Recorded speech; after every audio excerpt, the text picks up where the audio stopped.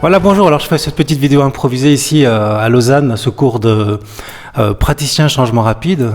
Et je suis avec Cyril qui m'a inspiré tout à l'heure parce que tu as parlé, enfin c'était hier, tu parlais de ton parcours et ça parle de résilience, ça parle de l'importance de poursuivre ses rêves. Et je voulais te demander, Cyril, si tu peux te présenter en deux mots. En fait, tu es ostéopathe, hein, c'est ça? Oui, voilà, je suis ostéothérapeute et formateur. D'accord. Mais tu n'as pas toujours été ostéothérapeute. Tu faisais quoi avant? Avant, j'avais une entreprise avec des salariés, Okay. 4 salariés. Et qu'est-ce qui s'est passé? Tu as arrêté tout alors? J'ai pété un câble. Le RSI, l'URSSAF et les prud'hommes ont eu raison de moi.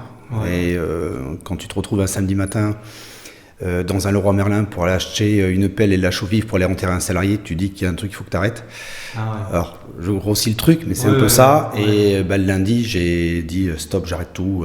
Alors que j'avais une entreprise qui tournait bien, j'avais ouais. du chiffre d'affaires, etc., etc. Mais à peu près plus de 100 appels par jour et 80% pour gérer des problématiques. Ouais. Donc j'avais plus de plaisir et ça s'est fissuré à l'intérieur de moi, donc j'ai tout arrêté.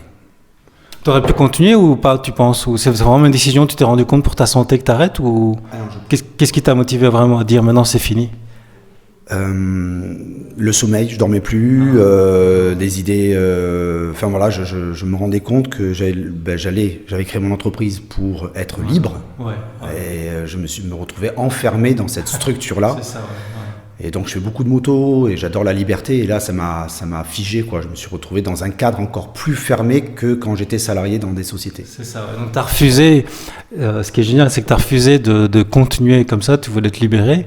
Et alors tu as fait quoi alors? Alors j'ai même pas cherché à vendre ma structure. Ouais. Voilà, tellement c'était. Donc j'ai tout arrêté. D'accord. Et quand tu arrêtes tout, il y a un déferlement administratif en France qui fait que mandataire judiciaire, liquidateur, enfin tout le monde se met là-dedans, l'URSSAF qui récupère ses trucs, etc., etc. Ouais. Sans compter qu'en plus tout le monde devait te prendre pour un fou d'arrêter comme ça, non?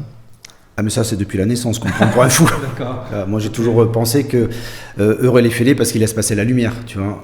Mais sauf que c'était devenu viscéral, je pouvais plus continuer. Tu vois, c'était viscéral quoi. Ma santé, j'avais pris du poids, enfin tout partait à volo quoi. C'est ça. Donc j'ai tout arrêté. Ouais. Et je me suis retrouvé une main devant parce que là le couple, tu vois, tout part à volo aussi hein, dans des moments comme ça. Enfin, dans mon expérience en tout cas. D'accord. Donc je me suis retrouvé chez ma sœur, 38 ans, avec une main devant, une main derrière.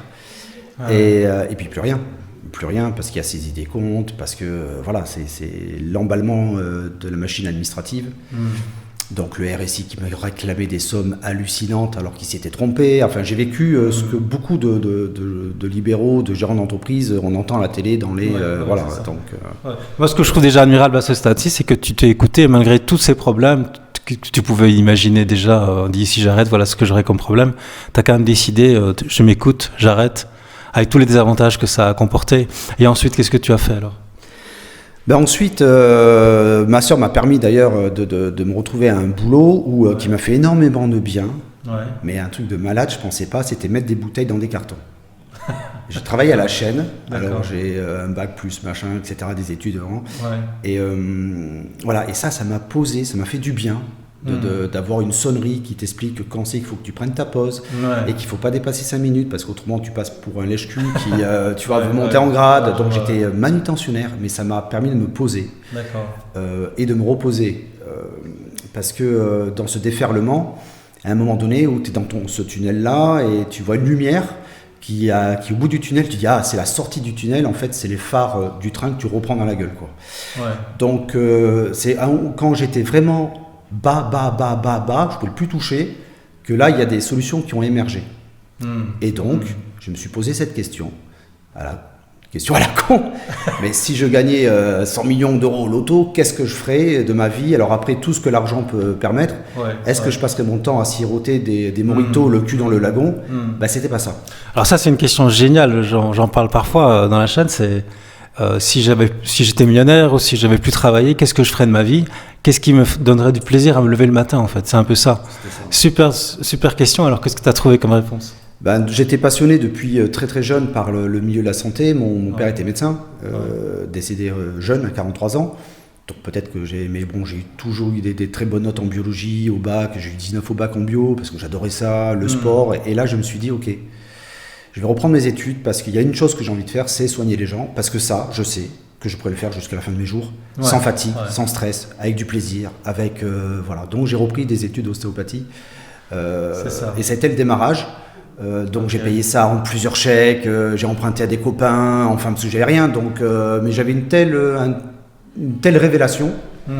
Que ça m'a... Les gens m'ont trouvé, m'ont dit waouh, le mec il se relève, il a 3 enfants, un divorce, un machin. Ouais, c'est ça, j'imagine, c'était pas évident à 38 ans de tout recommencer comme ça. En plus, c'était mal parti financièrement. Bah oui, plutôt. Ouais. Mais je trouve ça génial de continuer à poursuivre ses rêves et puis finalement, après, si on y arrive, c'est d'être payé pour ce qu'on aime. C'est plus vraiment un travail, ça devient un plaisir. Mais là, tu n'étais pas encore.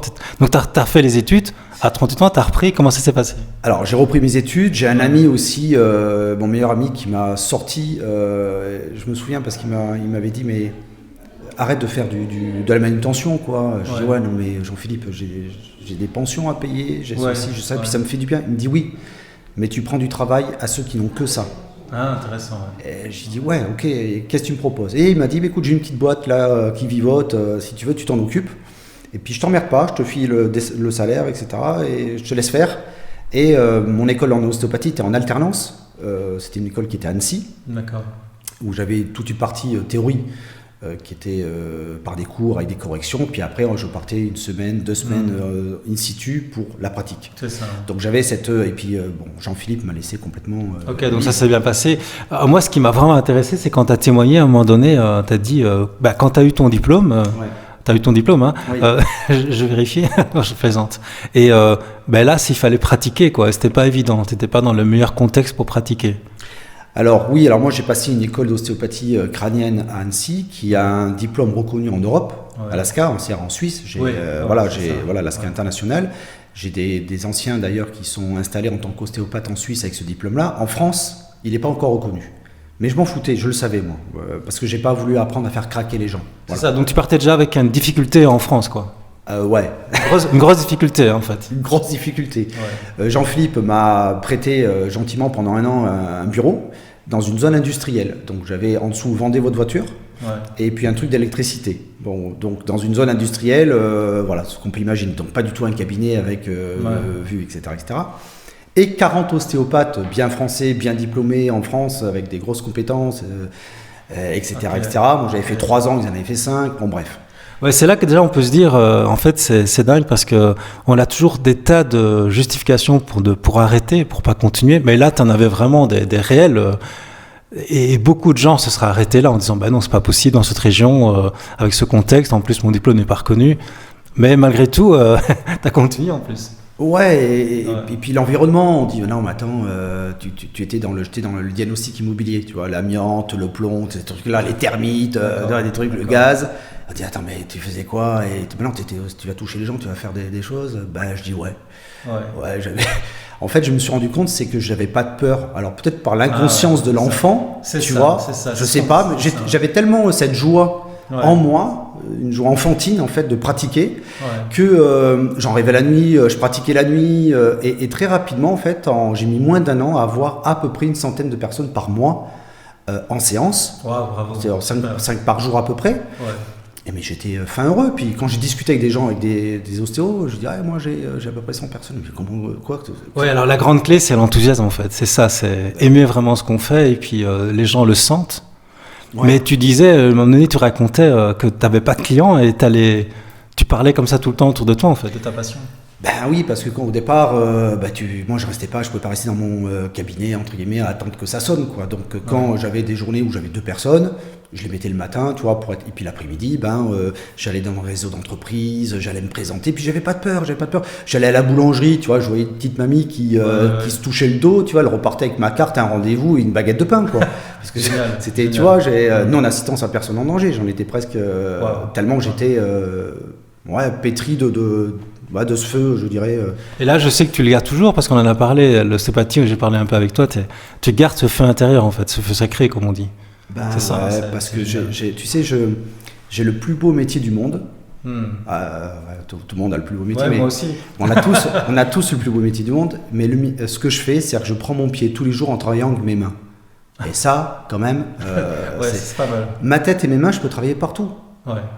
Tu vois, t'as un problème à l'épaule, on se met dans un coin, on va pouvoir travailler. Tu vois, j'ai pas besoin d'un barnum pour bosser. Je peux travailler dans n'importe quel pays. Donc cette grande liberté que j'ai, aujourd'hui, pour moi, elle me tient à cœur. Et ça reste un travail qui est très léger, parce que j'ouvre pas des cœurs, quoi. Tu vois ce que je veux dire? Je perds pas des gens avec des tentes à oxygène, des bordels. Non, je suis dans la bobologie. Il faut remettre ça dans son contexte. Ça fait du bien aux gens, mais ils ont des douleurs, ils ont des sciatiques, ils ont des migraines, ils ont des choses comme ça. Oui, mais ça reste quand même confortable. Je suis pas confronté à la mort, je suis pas confronté à des choses comme ça, tu vois. Oui, donc tu as la gratitude aussi de pouvoir. Il y a la gratitude, ça reste léger, j'ai pas de stress entre guillemets, tu vois. C'est plaisant. Et puis aujourd'hui, je transmets, donc j'arrive à transmettre cette joie, ce feu sacré et quand je vois des stagiaires qui, comme moi, vrillent à l'intérieur, ils disent waouh, c'est cool ce truc, et ils font, puis qu'ils développent leur. Tu vois, j'ai encore une personne qui m'a appelé, elle me dit ouais, Cyril, ça fait 2 mois que j'ai fait la formation, ça y est, j'ai 10 personnes par semaine, c'est cool, alors qu'elle vient d'un autre domaine, rien à voir. Je dis, de voir cette petite étincelle, oui, comme quoi on voit, c'est pas la technique le plus important, c'est vraiment cet enthousiasme intérieur, ce feu sacré en fait. De garder ça comme un enfant en fait, c'est ce que tu disais. Tu sais, 2 mains, une intention et un cœur, et tu fais des miracles. Ouais, magnifique. Super, merci Cyril pour cette inspiration. Merci, Eric. J'espère que ça vous inspire de garder cette énergie, cet enthousiasme qui peut faire des miracles, parce que sinon des excuses pour ne pas faire des choses et des obstacles, il n'y a que ça autour de nous. Mais avec cette énergie, cet enthousiasme, on peut aller loin, on peut faire des belles choses. Bon, merci en tout cas. Merci Eric. Merci. Être un rebelle sans se mettre à genoux, comme une étincelle dans ce monde de fous. Être un rebelle sans se mettre à genoux, comme une étincelle dans ce monde de fous.